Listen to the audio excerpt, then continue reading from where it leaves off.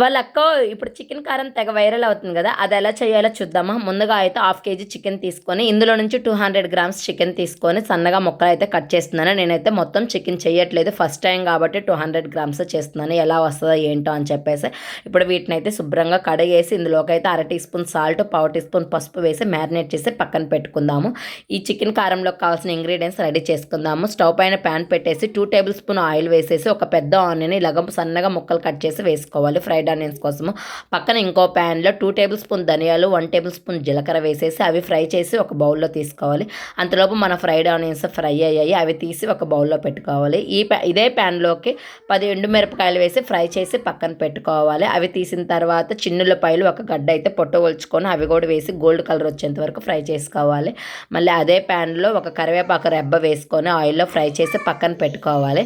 ఇప్పుడు ఇందులోకి మనం చికెన్ డీప్ ఫ్రై చేసుకోవడం కోసం ఆయిల్ ఇంకొంచెం యాడ్ చేసుకొని 2 టేబుల్ స్పూను మనం చికెన్ మ్యారినేట్ చేసి పెట్టుకున్నాం కదా, అది మొత్తం వేసేసి డీప్ ఫ్రై బాగా చేసుకోవాలండి. గోల్డ్ కలర్ వచ్చేంత వరకు అయితే డీప్ ఫ్రై చేసుకోవాలి. నాది కొంచెమే కాబట్టి చికెన్ మొత్తం వేసేసాను. ఎక్కువైతే 2 సార్లు 2 వాయిలుగా వేసుకోవచ్చు. ఇలాగ ఎర్రగా వచ్చిన తర్వాత చికెన్ మొత్తము ఒక ప్లేట్లోకి తీసుకుందాము. టిష్యూ వేసి ఆయిల్ ఉంటే పీల్చేస్తుంది. ఈ చికెన్ చల్లారేలోపు ఇవన్నీ మిక్సీ అయితే పట్టుకుందాము. మిక్సీ జార్ తీసుకొని ధనియాలు, జీలకర్ర, అలాగే ఎండుమిరపకాయలు, ఈ ఎండుమిరపకాయలు మీ కారం తగ్గట్టు మీరు తీసుకోండి. అలాగే కరివేపాకు, చిన్నుల్లిపాయలు, కొంచెం సాల్ట్ వేసి మెత్తగా మిక్సీకి పట్టండి. తర్వాత మనం ఫ్రైడ్ ఆనియన్స్ ఫ్రై చేసుకున్నాం కదా, అవి కూడా ఇందులో వేసేసి ఒకసారి ఇలా తిప్పుకోండి. చికెన్ అయితే ఇలాగ ముక్కలు ముక్కలుగా చేసుకోవాలి చేతితోటి. తర్వాత ఆ చికెన్ ముక్కలు కూడా వేసేసి మెత్తగా మిక్సీ అయితే పట్టండి. ఇదిగోండి నేనైతే ఒక బౌల్లో తీసుకున్నాను.